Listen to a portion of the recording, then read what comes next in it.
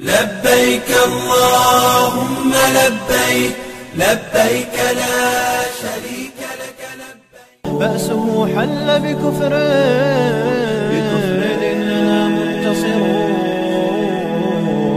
إننا منتصرون لا لن يطول البعد عن نصر.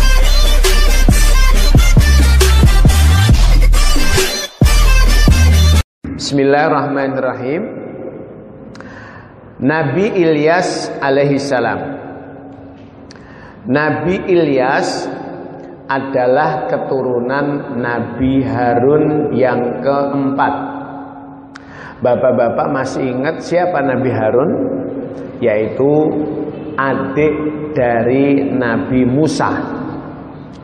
Nabi Harun ini adalah satu-satunya nabi yang diangkat menjadi nabi karena diminta oleh Nabi Musa.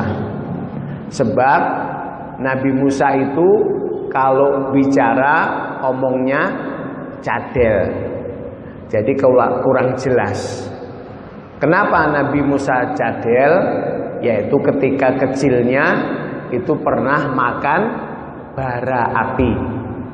Nah, jadi gara-gara kecilnya masih merangkang begitu, masih merangkak, itu pernah narik jenggotnya Fir'aun lagi pas dimomong, ditimang-timang gitu, jenggotnya Fir'aun ditarik.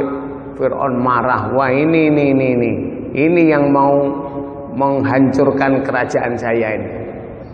Akhirnya kemudian diuji, mau makan roti atau makan api.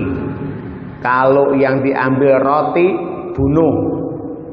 Tapi kalau yang dimakan api, selamat. Ternyata Nabi Musa oleh malaikat Jibril diarahkan makan api.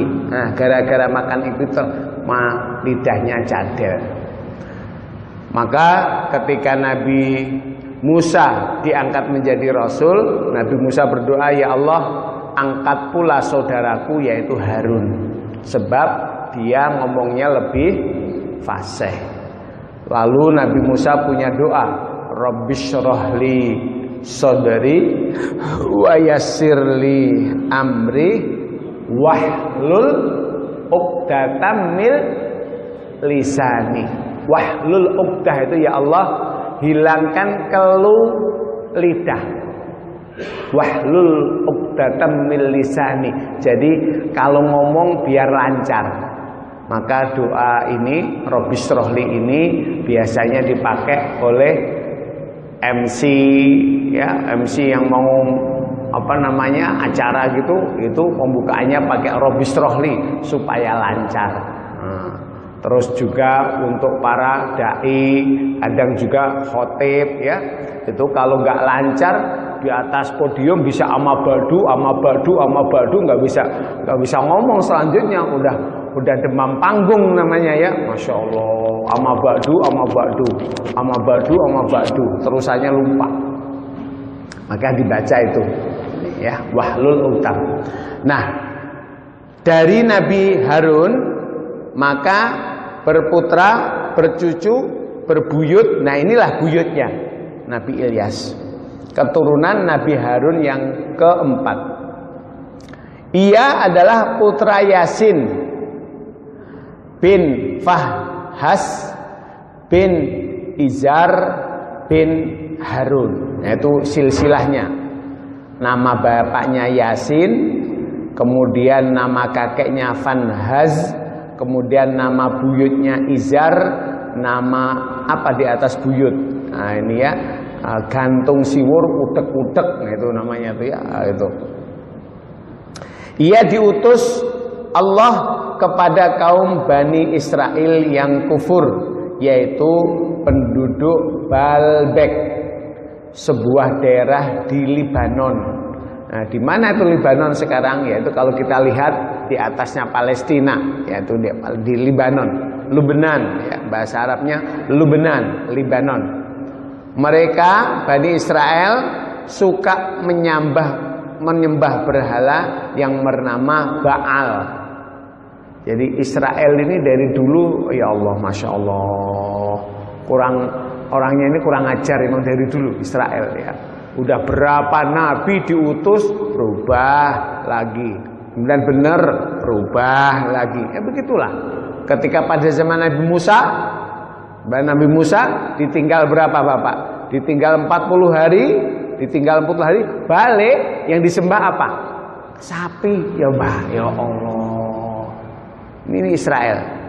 Terus udah benar. Nah sekarang rusak lagi, nyembah Baal lagi. Nabi Ilyas menyeru kepada Bani Israel agar meninggalkan Baal dan menyembah Allah sebagaimana dijelaskan di dalam Al-Quran. Mari kita baca. A'udzu billahi minasy syaithanir rajim. Wa inna Ilyasa laminal mursalin idh qala liqaumihi ala tattaquna atad'una ba'law wa tadharuna ahsanal khaliqin. Allahu rabbakum wa rabba abaikumul awwalin. Dan sungguh Ilyas benar-benar termasuk salah seorang rasul. Ingatlah ketika dia berkata kepada kaumnya Bani Israel, mengapa kamu tidak bertakwa? Patutkah kamu menyembah Baal? Nah itu tadi ada kalimat atad'una ba'la. Itu namanya nama patungnya, Ba'la, Baal. Patutkah kamu menyembah Baal dan kamu tinggalkan Allah sebaik-baik pencipta, yaitu Allah Tuhanmu dan Tuhan nenek moyangmu terdahulu. Jadi ini dari ayat ini surah As-Saffat, maka disebutkan di sini Israel menyembah patung namanya Ba'la atau Baal. Kaum Bani Israel selalu mendustakan seruan Nabi Ilyas dan selalu durhaka kepada Allah. Maka Allah mendatangkan azab berupa kemarau panjang selama 3 tahun. Masya Allah. Coba kita ini kemarau berapa bulan ya? Allah, dari bulan apa kita nggak ada hujan begini? Ya Allah. Kemarin sampai sholat apa kita? Sholat minta hujan, istisqa. Di beberapa daerah itu diadain istisqa. Di Al-Azhar diadain, di Aceh diadain, di Tegal diadain. Pokoknya minta hujan. Dan alhamdulillah seminggu yang lalu ya ada hujan ya, kira-kira ya. Alhamdulillah ya, lumayan ya. Sebentar tapi ya Allah. Langsung itu bendungan Bogor Katulampa naik, ya Allah. Terus akhirnya siap-siap Jakarta. Nah, kita tahu sendiri Bapak, kalau udah Katulampa Bogor udah naik, nah air itu jalannya berapa Pak? 10 km per jam. Air itu glojok. Nah, Bogor Jakarta berapa kilo? Nah, dihitung deh. Jakarta Bogor ini kurang lebih sekitar 60 kilo. Lah kalau kecepatannya air 10 berarti 6 jam. Nah, kalau tadi sore hujan jam 5, 6, 7, 8, 9, 10, 11. Nah, jam 11 udah nyampe Manggarai. Ya, siap-siap deh pinggiran Manggarai. Ciu ngungsi. Itu barang-barangnya dinaik-naikin. Masya Allah. Itu udah langganan dari dulu. Ya Allah. Jadi kemarau 3 tahun, nggak ngebayang Pak. Kalau sampai 3 tahun kira-kira kayak apa? Allah, Masya Allah, Masya Allah. Ya ini, nah, kita dikasih kemarau paling berapa bulan ya Pak ya? Nggak sampai setahun. Aduh, udah teriak-teriak. Ya Allah, hujan, istisqa. Ya Allah, hujan. Ya Allah. Nah, ini diberi ujian yaitu 3 tahun berturut-turut. Sehingga hewan ternak mereka banyak yang mati kelaparan. Serta tanam-tanaman mati kekeringan. Adapun Nabi Ilyas selalu bersembunyi karena beliau takut dibunuh oleh kaumnya yang jahat dan makan sedapatnya. Masya Allah, udah pada ngamuk nih, Masya Allah. Ya orang kalau udah lapar, gimana Pak? Orang kalau udah lapar, ngamuk Pak. Allah. Makanya kalau perut aman, orang tenang aja.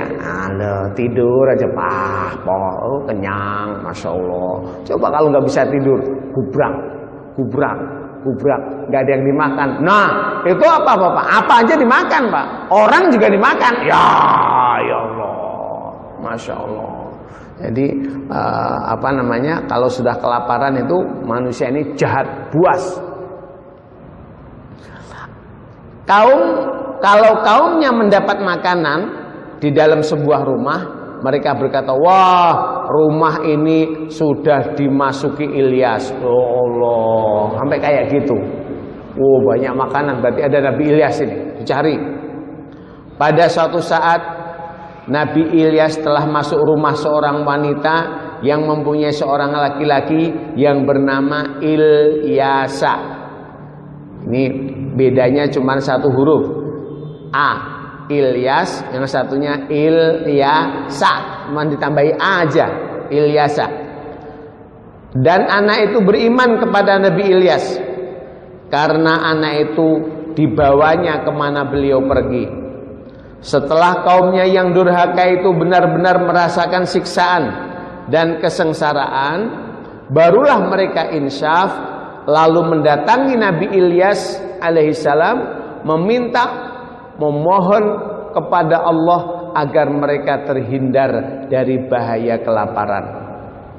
Kemudian Nabi Ilyas berdoa kepada Allah, ya Allah Tuhanku, hilangkanlah dari mereka bahaya kelaparan yang telah mengancam mereka. Mudah-mudahan mereka menjadi orang-orang yang bersyukur kepada Engkau. Allah mengabulkan doa Nabi Ilyas.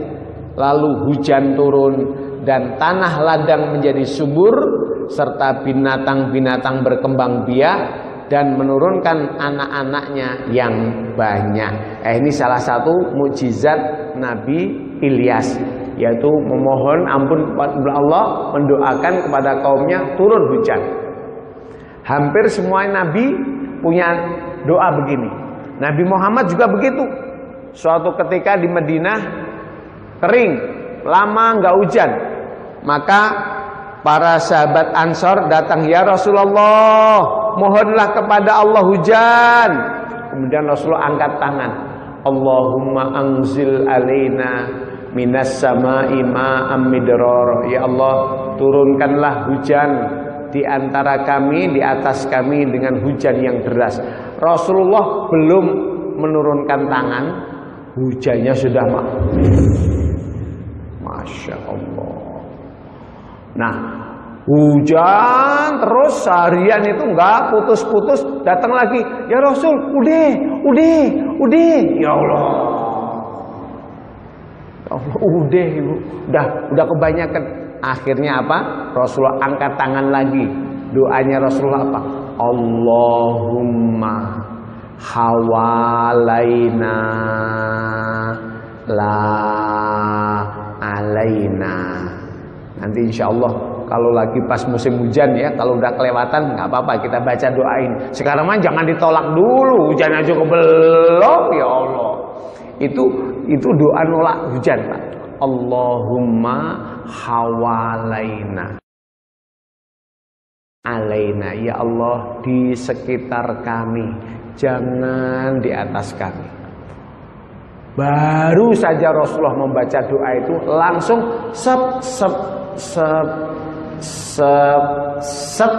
berhenti hujan. Masya Allah. Nah, ini ya, itu mukjizat ya, mukjizat para nabi itu seperti ini. Jadi minta hujan, doanya rajin, ke masjid rajin, wiritan rajin. Begitu udah mulai makmur, lupa lagi. Astagfirullah. Jadi kadangkala apa Bapak dan Ibu saudaraku, Allah perlu apa namanya, jewer kita itu perlu. Nah, karena apa? Kadangkala manusia ini suka lupa. Jadi kalau dikasih ujian sama Allah, artinya apa? Oh, kamu lagi dikangenin tuh sama Allah. Gitu ya. Supaya apa? Ya Allah, gitu loh. Allah rindu Pak dengan doa kita begitu. Makanya kata ulama sufi, kalau kita diuji sama Allah, itu artinya apa? Kita disayang. Dikasih ujian, dikasih musibah, dikasih penyakit, dikasih macem-macem, itu artinya apa? Allah lagi sayang. Ya Masya Allah, disayang tuh. Disayang. Selama kita sabar, maka dosa kita habis. Nah, ternyata lupa, mereka kembali durhaka, bahkan keingkaran mereka melebihi dari yang lalu. Masya Allah. Kemudian mereka disiksa lagi oleh Allah dengan siksaan yang lebih dahsyat. Nabi Ilyas dan Ilyasa sudah pergi lebih dahulu sebelum azab Allah berikan kepada mereka datang. Nabi Ilyas dan Ilyasa terlepas dari siksaan itu karena mereka adalah orang yang beriman kepada Allah. Ini cerita Nabi Ilyas. Mereka orang-orang Israel kadang menyebutnya adalah Elia. Elia itu apa namanya, bahasa Israel ya. Ilyas. Kita lanjutkan Nabi Ilyasa. Ini gandengannya. Nabi Ilyasa. Nabi Ilyasa adalah anak angkat Nabi Ilyas. Jadi anak angkat. Ayah Nabi Ilyasa bernama Ukhtub bin Fanhas bin Izar. Jadi ketemu di, coba dilihat tadi, kalau Nabi Ilyas lihat Yasin bin Fanhas. Nah ini Ukhtub bin Fanhas, berarti ketemu di kakek. Kakeknya ketemu, Fanhasnya ketemu. Nabi Ilyas dengan Ilyasa ketemu di kakek. Berarti saudara apa ini namanya? Sekakek, sepupu. Ya, kalau seayah kan ponaan. Seayah ponaan. Nah, kalau sekakek Sepupu. Nah, jadi sepupu kemudian diangkat menjadi anak. Nah, Nabi Ilyasa itu Ukhtub, anak Ukhtub bin Fanhas bin Izar. Sejak menjadi anak angkat Nabi Ilyas, Ilyasa menjadi pengikut setia Nabi Ilyas dan sering menemani Nabi Ilyas dalam melaksanakan tugas dakwah, terutama ketika Nabi Ilyas menginjak usia sepuh. Beliau diangkat menjadi rasul sebagaimana firman Allah Subhanahu wa taala. Mari kita baca. A'udzu billahi minasy syaithanir rajim. Bismillahirrahmanirrahim. Wa Ismaila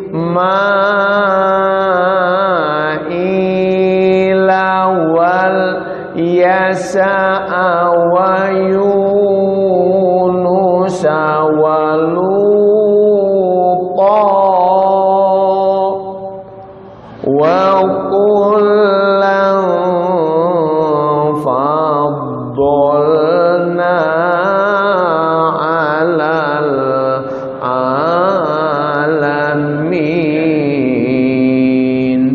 dan Nabi Ismail, wal Yasa'a Nabi Ilyasa, wa Yunusa Nabi Yunus, wa Luto Nabi Lut. Masing-masing kami lebihkan derajatnya di atas umat yang lain pada masanya. Coba Bapak perhatikan, di sini ada 4 nabi disebutkan. Pertama adalah Ismail. Kita tahu Bapak Ibu, Nabi Ismail adalah putra Nabi Ibrahim. Apa kelebihannya Nabi Ismail? Ini tadi kan dikatakan masing-masing aku lebihkan. Nabi Ismail itu nabi yang terkenal sabarnya. Apa buktinya?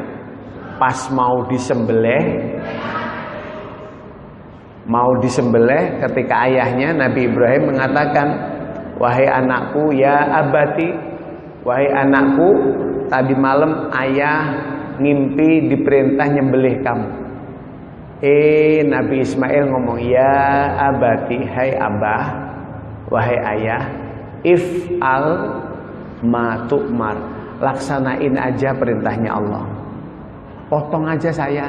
Ya Allah. Ayo, siapa yang berani ngomong gitu? Potong deh saya. Aduh.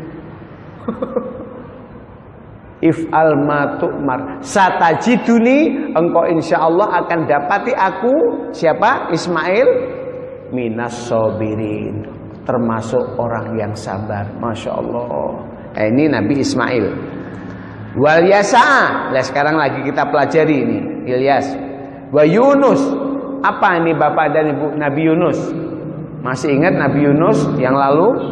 Nabi Yunus pernah dakwah di kaumnya. Karena kaumnya bandel, Nabi Yunus pergi, akhirnya naik kapal, begitu di tengah laut kapalnya goyang, akhirnya dikurangi penumpangnya, termasuk yang harus dicemplungin siapa?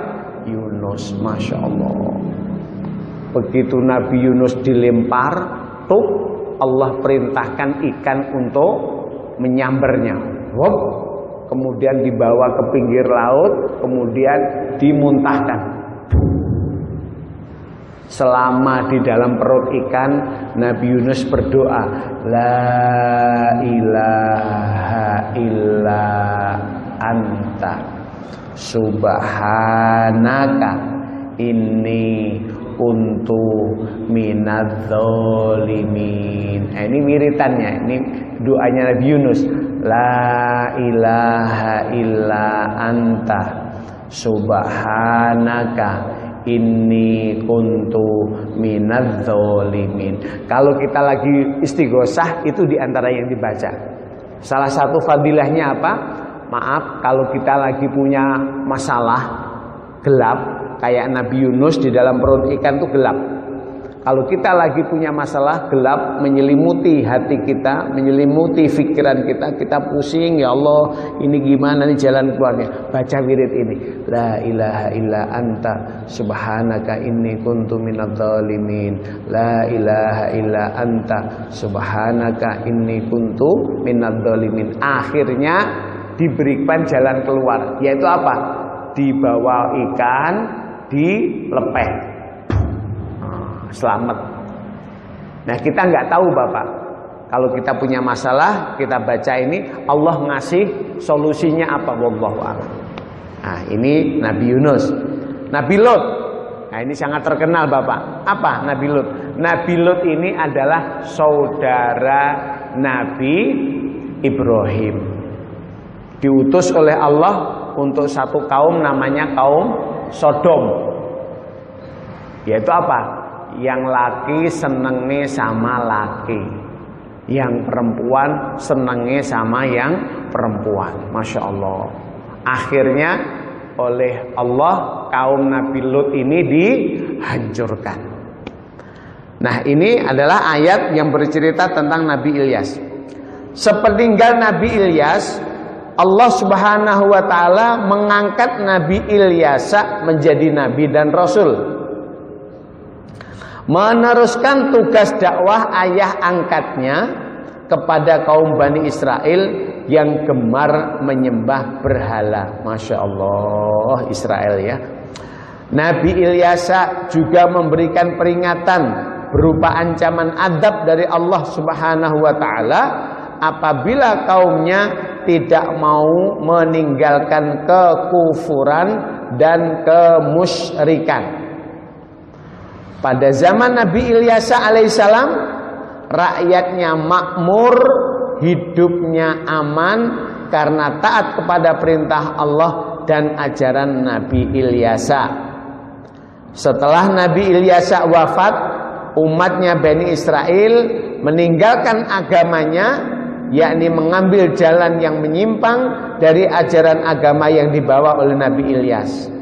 Makin hari kekufuran mereka makin bertambah, sehingga Allah melenyapkan mereka dari mereka nikmat dan kesenangan. Kemudian pada zaman inilah Nabi Yunus alaihissalam lahir. Demikian Bapak dan Ibu, sekali lagi mudah-mudahan iman kita kepada para nabi utusan Allah semakin bertambah kuat. Dari kisah-kisah ini bisa kita ambil pelajarannya supaya kita jangan sampai meniru umat-umat yang dahulu, umat-umat yang telah sesat, umat-umat yang jauh dari nilai-nilai agama. Amin. Bismillahirrahmanirrahim. Wal asri innal insana lafi khusrin illalladzina amanu wa amilus solihat wa tawasaw bil haqqi wa tawasaw bis sabri. Shadaqallahul adzim. Subhanaka Allahumma wa bihamdika asyhadu an la ilaha illa anta astaghfiruka wa atubu ilaik. Kurang lebihnya mohon maaf. Akhirul kalam. Wassalamualaikum warahmatullahi wabarakatuh.